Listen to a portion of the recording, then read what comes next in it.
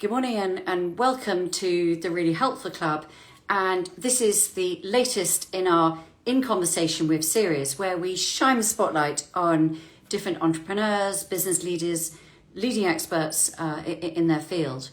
And for those of you who haven't joined us before, this is where we learn all about the person behind the business, what makes them tick, some of the lessons they've learned along the way. And this morning, I'm going to be joined by Dr Karen Morton, and I'm just Karen onto the screen, so I'm not going to get much of a chance to introduce her to you. But I know that many of you have met and heard from Karen in the menopause series that we've covered. Karen, good morning. Welcome. Morning. Morning. Thank you very much for joining us. And I have to congratulate you. I think you are our quickest joiner. I always get quite, I want to say nervous, but it's an interesting thing. Whenever you work with technology, you never quite know if it's going to work, if it's going to come on, you know, what's going to happen and stuff and things. And so there's always that sort of rather interesting, amusing, you know, awkward moment where you don't know they're coming on. Anyway, thank you for not putting me through any of that anxiety and for coming on so quickly. So what I was just explaining, that you're Dr. Karen Morton, and many of our followers and our audience have met you through the different menopause workshops and the different women's health talks that we've done and things. And so many of them will be familiar with you. But what I want to do in this series, this is where we learn all about you. We sort of go back, you know, we rewind the clock a little bit to where it all began, and to learn more about you and what motivates you, and then to sort of understand a bit about the business and, you know, and some of your thoughts. I know you're such a great advocate for women's health and empowering women through, you know, different stages and transition points and challenges through their life. But, you know, let's sort of save that up a tiny bit. So here we are. I know we're talking to you in a hospital, so that gives everyone a clue as to what you do. But you know, I always think, and I love this, is that someone's journey is every bit as interesting as the kind of, not the end result, but where you've got to in this stage in that journey. So kind of rewind to, you know, Karen Morton before you were Dr. Karen Morton, and, you know, where did it all begin? Well, it's very nice to see you, Sarah. I'm very aware, actually, now you're thinking about it, about you learn a lot about people's journeys, often at their memorial services or their, you know, things you never knew about people, which is quite interesting, isn't it? And you're sitting there listening to about this person. You just wish you'd explored their lives more with them while they were with you. I definitely think that. Anyway, so my journey, I come from a very, very ordinary background. My mother and father, my mother worked in the local post office. My father trained as a chartered surveyor on correspondence courses. His father was a bookmaker before it was legal to make a book. And he loaded bricks onto a lorry before he went to school in the morning in Kentish Town. Very, very lowly background. They were, their main mission in life was to educate my two brothers, and my two older brothers and myself. And I was incredibly fortunate that I got a free place on the 11 plus to go to a school which at that time was part of the Girls Public Day School Trust. It was a GPDST school, Croydon High, where they were very keen on science. In fact, the headmistress, Elsa Cameron, she was a scientist, and she was very inspiring as a little bird-like woman. I have absolutely no idea why or how, but I became head girl of the school. I really don't know why, because I was quite naughty, really. Anyway, one day I was told that it was traditional for the head of school to apply for a travel scholarship from the school. And I thought, oh gosh, what on earth, biology teacher? Oh, Karen, you've frozen. Oh. Okay. Karen, yeah, you froze just now, and we got to the point where you said there was a travel scholarship. Yeah, travel scholarship. Okay, so I didn't know what on earth to do about that, so I spoke to my biology teacher, and she said, "Well, did I come to the talk that Richard Evans had given a few weeks previously?" And of course I had not. I'd been too busy sort of mucking out horses or whatever. Anyway, he was an obstetrician gynaecologist working in a place called Mwanza on the banks of Lake Victoria in Tanzania. And so I wrote to him and asked if I could come and spend time with him. And he said yes, of course. And really, when I think back to it, my parents waving me off at the airport to people they'd never known, going off all on my own to Tanzania just after I'd finished my A-levels, it's quite an extraordinary notion, really, that they would have been so trusting and have done such a thing. Anyway, I sent them a telegram to say that I'd arrived, because that's what you did. Mm. And I wrote them an aerogram once a week. And while I was there, I would work in child welfare clinics, weighing babies, or doing a bit of physiotherapy with children with polio and that sort of thing. But at night, I would go into the hospital, this huge hospital that had been built by the Chinese in Mwanza, with Richard. And I would go in and see when he was doing emergencies. I knew nothing about medicine. I thought I'd be a nurse, and my headmistress had said, no, be a doctor. So I'd applied to medical school. I got my place at medical school. But I had no idea about medicine whatsoever. Anyway, I would go in with him and see some extraordinary things. And one day, I remember as if it was yesterday, I was with him while a 14-year-old was bleeding very heavily, having had her baby. And he thought that, probably not the right place for me to be. So I was sent back to the compound where we all lived. And the next morning at breakfast, I asked him how she was. And she had died. Yeah. And that was undoubtedly a pivotal point in my career, because from there on, of course, was going to be an obstetrician. And so when I got to Cambridge, and they said, what are you going to do? I said, I'm going to be an obstetrician. And here I am as an obstetrician. So that's my story, really, from how I got to being a happy schoolgirl with two older brothers in a very ordinary, happy background, to being what I'm doing now. Isn't it amazing? It's this is the thing I love about this series, is that someone's journey to get to where they are is so interesting. For some people, it's that, they used to be a professional in the city, and then they took a career break, and, and then they found something that is, has been burning inside them, and something awakened that. For you, that awakening came at a very young age. And yeah. I think there's something really, this important role that teachers can play. I think both for the constructive and for the negative. And there was an article I was reading just the other day about someone talking about, something that a teacher said to me that completely put me off, such and such. Yeah. But that powerful sort of influence that they can have. And yeah. But in your case, it was just, perhaps the sort of that something that your headmistress saw in you, that you could benefit from this opportunity. And here you are, it's almost kind of full circle. Here you are helping other people in what you do, and when you come on to, what you'll do as a business. But it's that kind of, that awakening happened as an 18-year-old. Yes. Slightly, there it was, but maybe you didn't know it, and there it was, and the rest is history. But that sort of, then that desire to go on and to help women and to continue to help women, I think is, so thank you for sharing it. I didn't know that story. That's what I love about the series. It's we're just learning about you. It's for new stuff. So then you went to Cambridge, where presumably you practiced, or rather you studied medicine, and then the rest. So tell us, I know you now as, Karen, consultant obstetrician and gynaecologist, and working in different hospitals, and we're going to talk about sort of Dr Mortons. But tell us a little bit, fill in the gaps between, Cambridge and then Dr Mortons. Yes, well, I was very, very lucky. I had a charmed career, really. So having trained in Cambridge, I then stayed and worked in Cambridge, and then I went to Oxford to work in Oxford, where I did what's called the membership. So I was a physician before along my obs and gynae journey.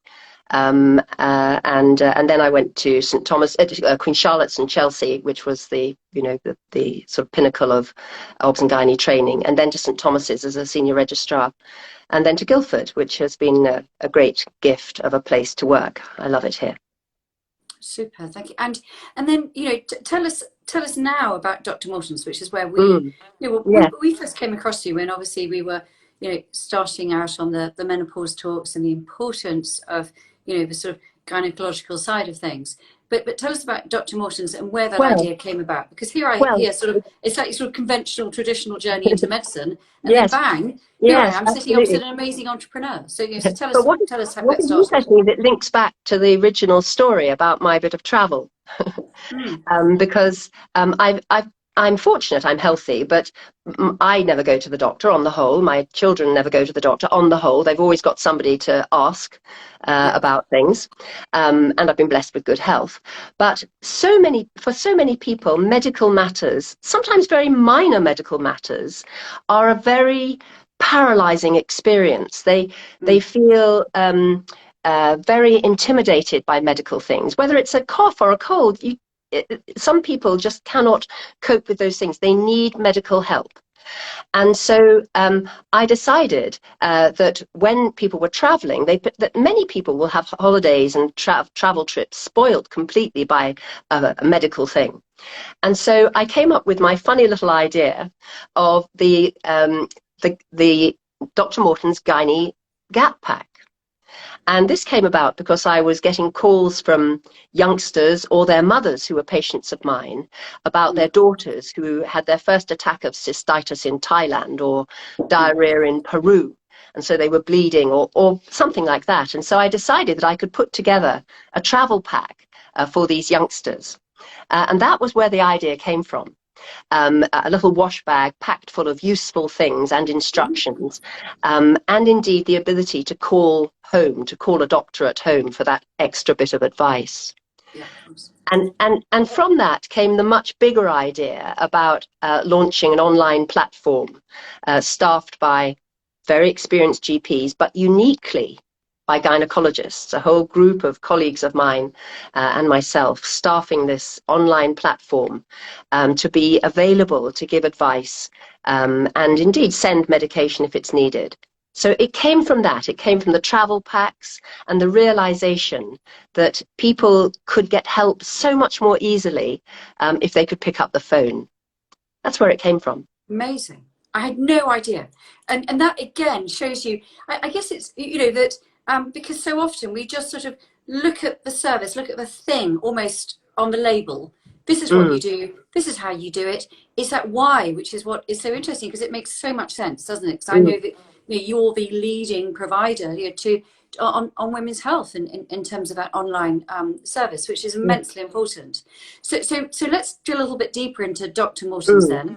Yes. So started as his Gap Pack, adding Yeah. in the the ability to sort of call in, get some advice on it, which I can understand as sort of a mother of a teenager, why that's so important. It's when your child travels, you're kind of traveling too without without the fun. You've just got the worry to go with it. So I get that totally.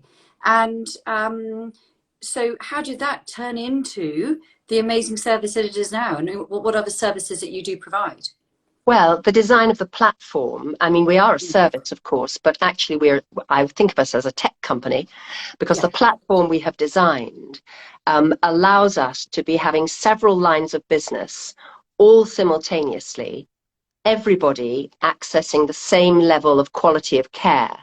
And they may be people who are paying for themselves, and I have to say it's extremely inexpensive by comparison with, for example, if you look at menopause services across the country, that really is largely restricted to people who can pay, which is a shame.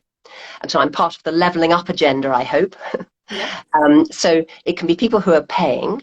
It can be customers, patients who are referred to us through insurance companies. And in that case, their insurance company is paying. And we also have a large number of patients who come to us as NHS patients, either by our gynae services working within primary care. So our customer in that instance is the practice who are engaging our services both as a high quality service for their women, something they can be proud of, a workforce solution because general practice is on its knees, and also because of the quality of care that people get, an expert opinion right at the get-go, it reduces the number of referrals into hospital. So actually, can I just sort of take you off on a tangent there and then come back? Because I think that's really interesting about the working with general practice. And is that because sometimes, I mean, there's so much about, don't want to sort of dwell too much on menopause, but there's so much about menopause in the Yeah. press, and be able to access, good and correct advice, and essentially be able to access the right the right treatments. Yes. And is that because in GP practices there isn't always going to be someone who is a specialist women's health Yeah. expert, or Yeah. why is that? Why would a GP Okay. practice need you?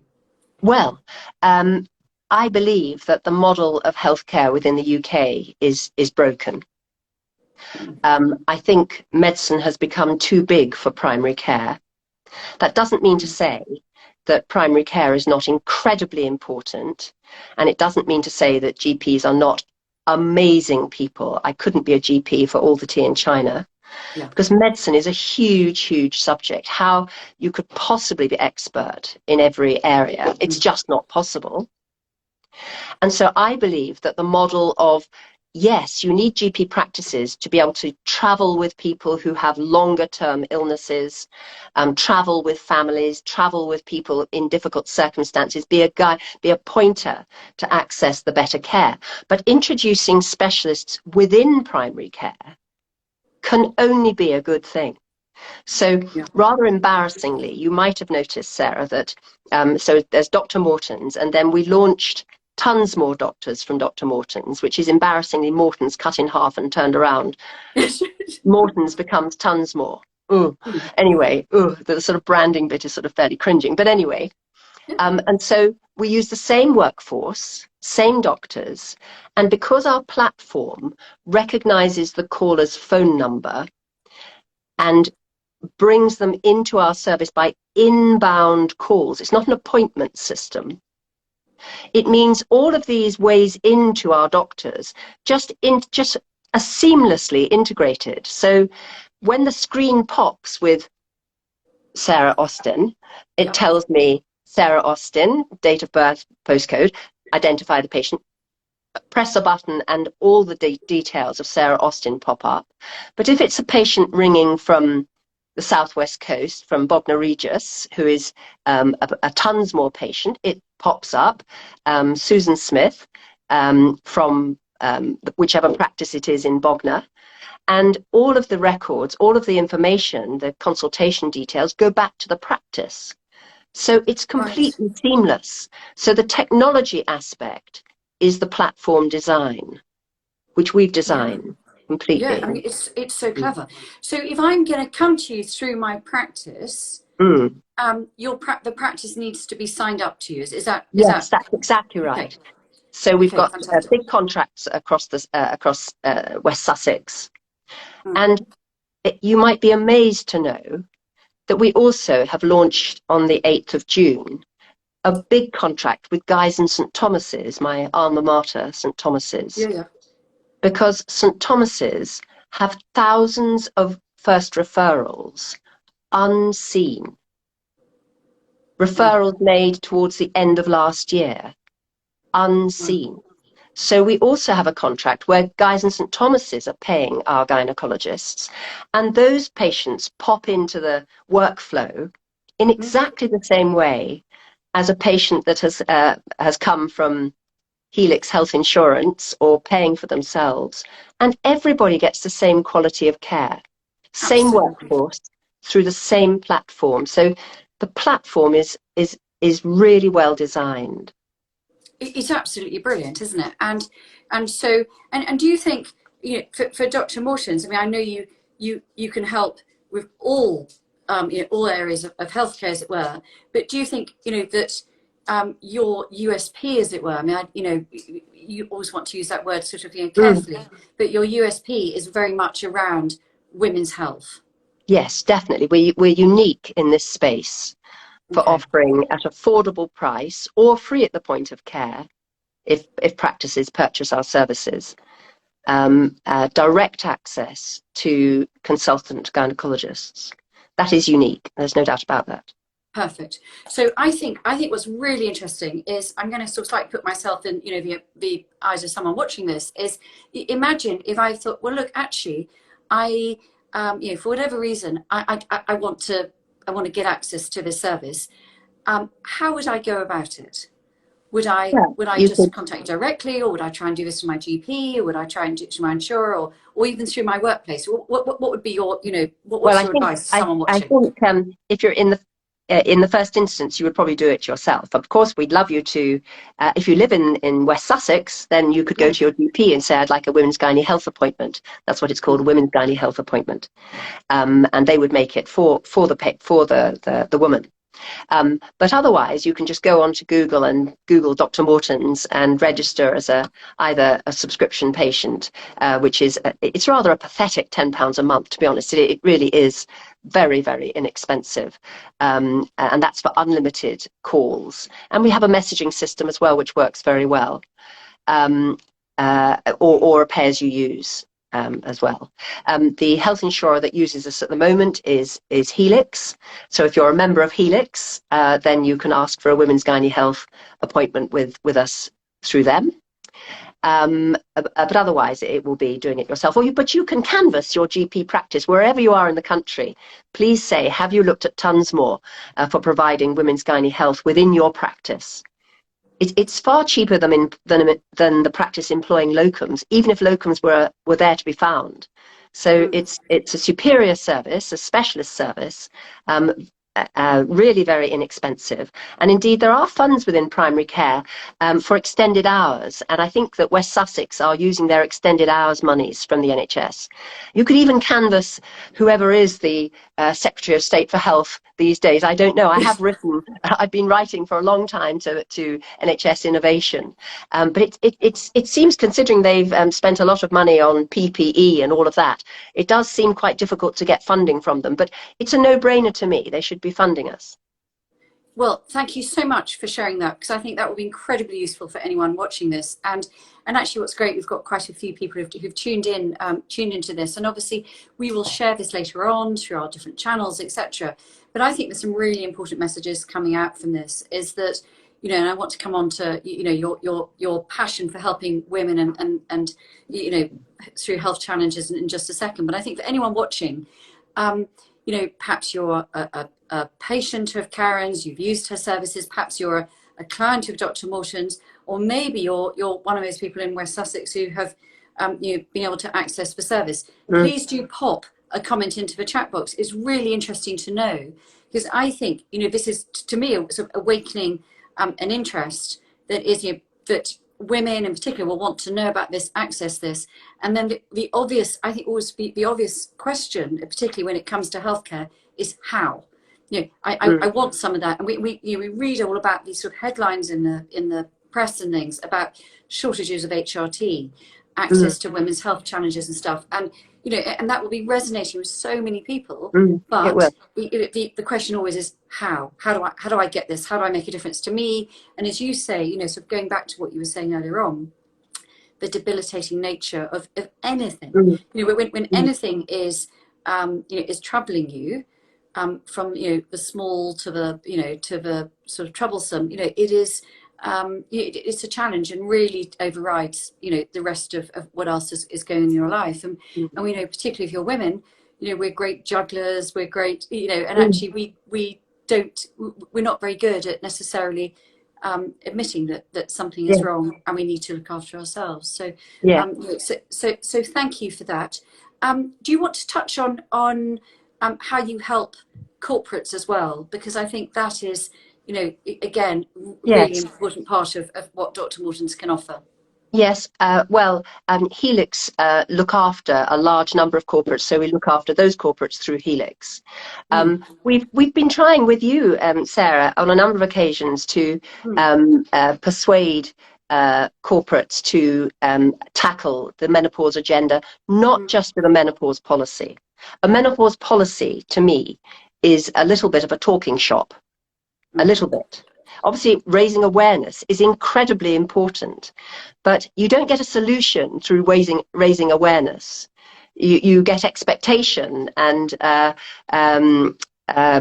you make people go and ask. But often, I mean, for example, I run a menopause clinic at the hospital here, but I know the wait to come and see me at the hospital is about 6 months, and that would not be atypical. It would really not be atypical. So if we can only encourage corporates to include a solution. Now, I am working with a small company that are making an AI-driven conversational app called Adora. Okay. And our vision is that Adora will be sent to every woman aged 45 in the country forever and a day, and it will represent their traveling companion. Artificial intelligence can produce huge numbers of directed solutions for on a personalized level for people. And I love this product.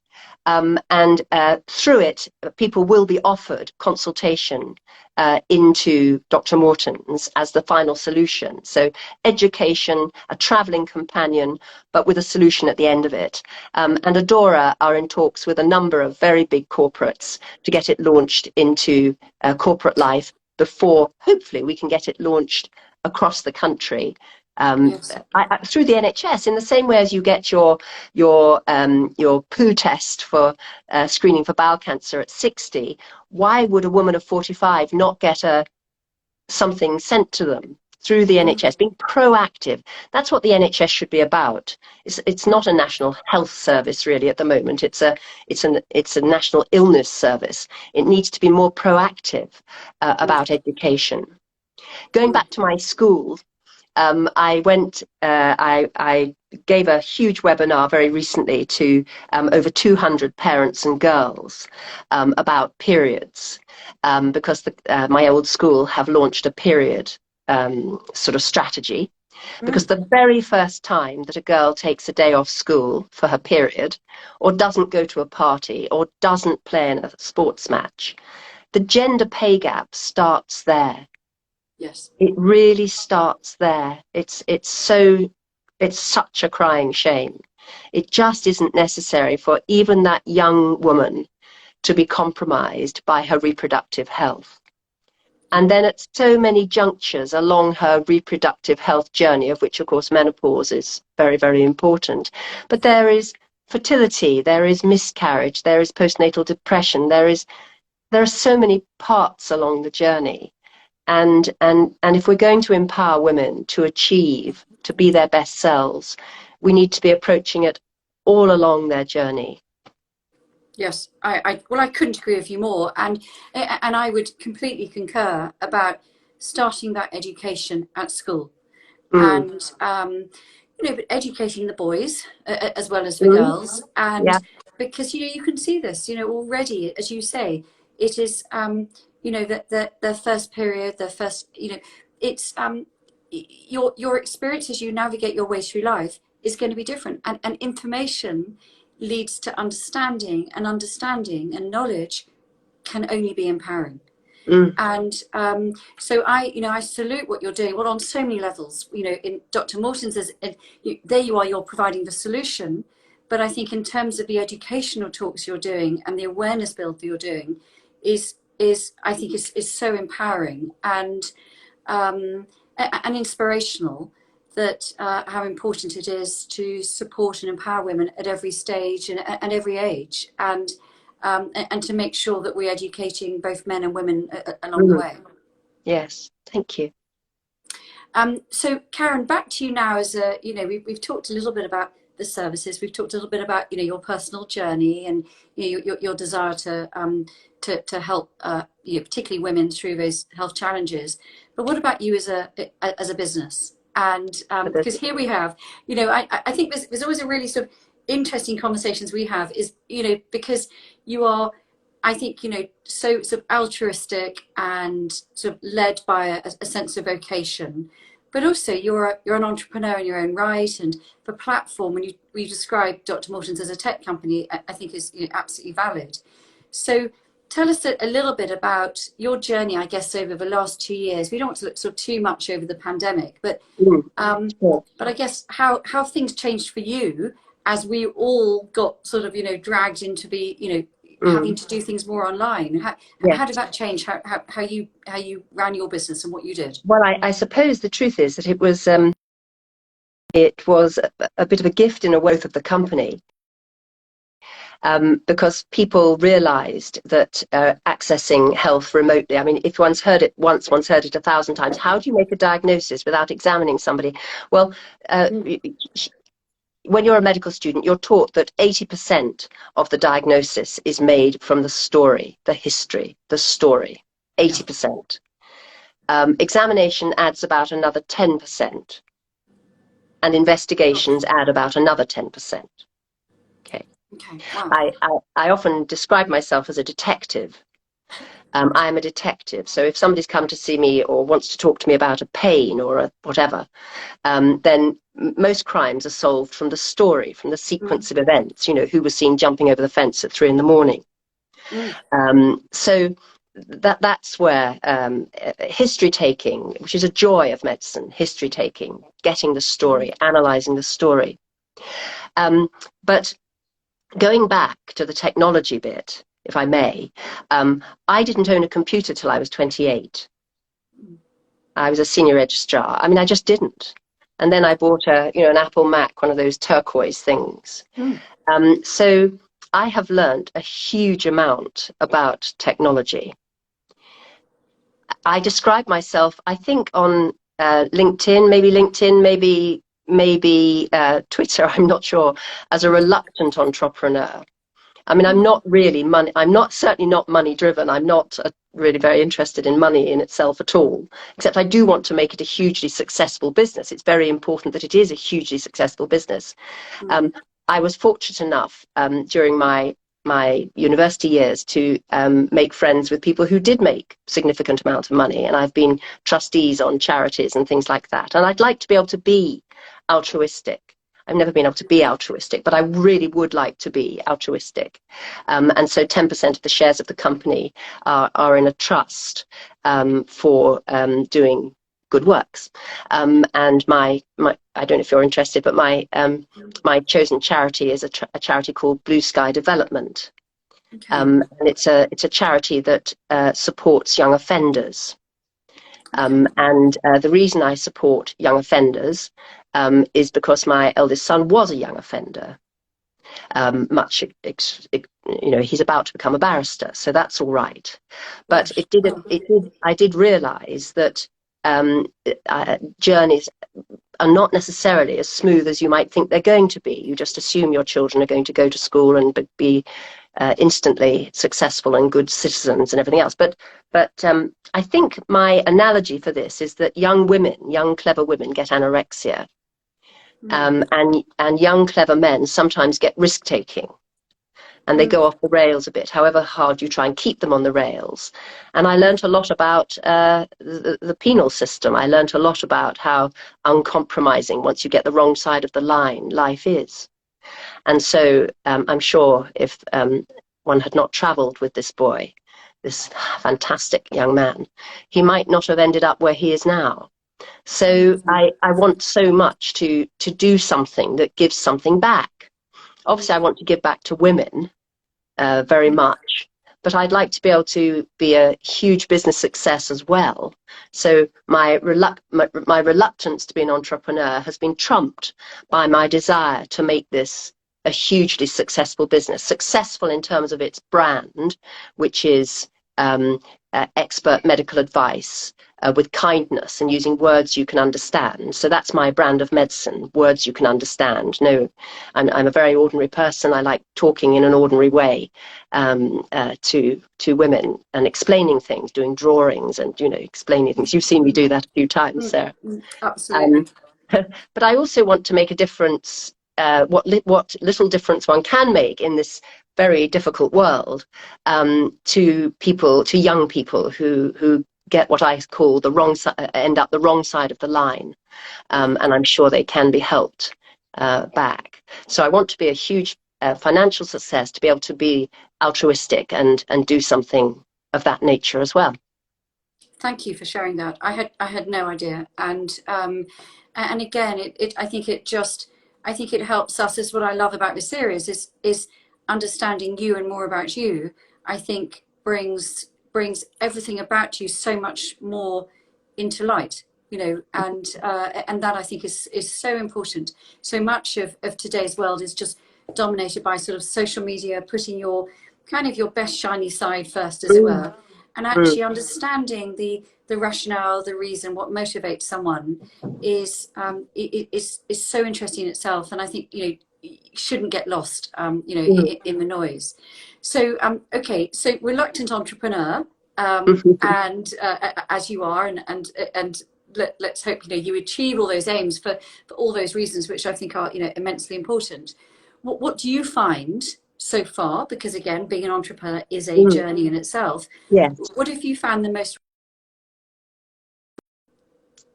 Um, it was lots. I mean, it is a roller coaster, an absolute Mm, roller coaster. Starting a business, I could never have realised at all. I assumed naively it would just gradually, you know, take off, take off, take off, and then go up that S yeah. part of the curve or whatever. But of course, that is so far from the truth. And Mm, all those people that one went and sat in front of, and they said, "Oh yes, it's a great idea, but come back when you're turning over X." yes. And I thought, well, you know, no. You've either got to believe in me and realize I need you to give me some funding to help me get to X, the old chicken and egg.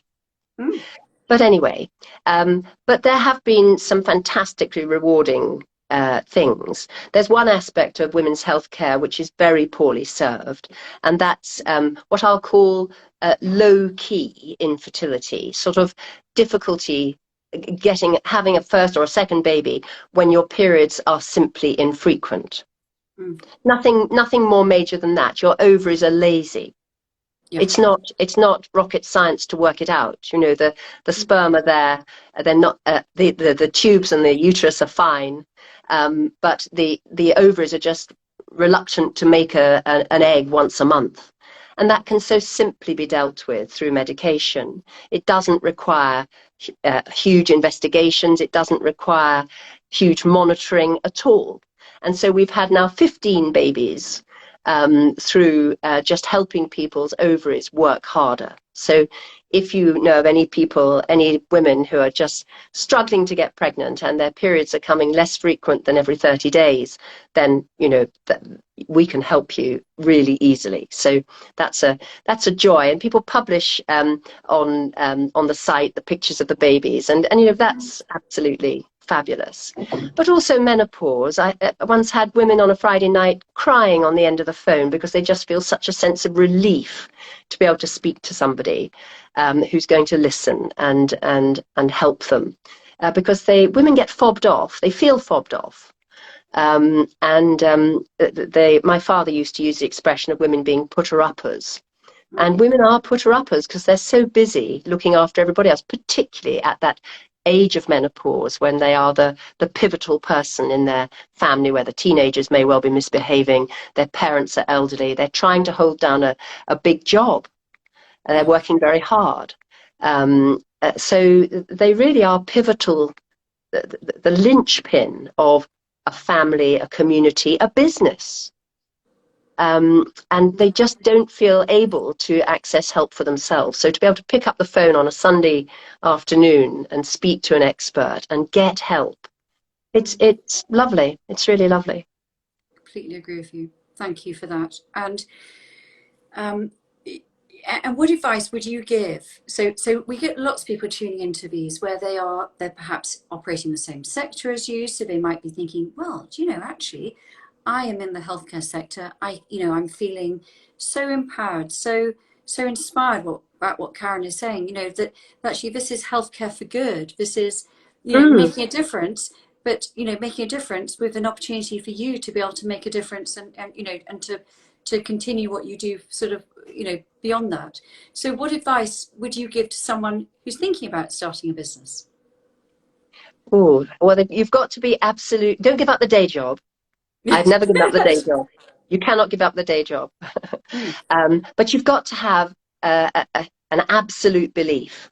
I have an absolute belief in what I'm doing, which sounds arrogant. I hate it. I hate it if I do sound like that. That's not meant to be like that. But you've got to have a passion and a belief in doing some good. I couldn't be trying to launch a product where the financial aspects, were the key. That would not be good for me at all. It's got to be that I want to make a difference, a social impact, and an impact across the country, across all walks of society. There are just as many people who need help, who just don't have the right access in areas of the country where not only is general practice on its knees, but it's worse than that. The inverse care law states very clearly that need is greatest where the provision is least.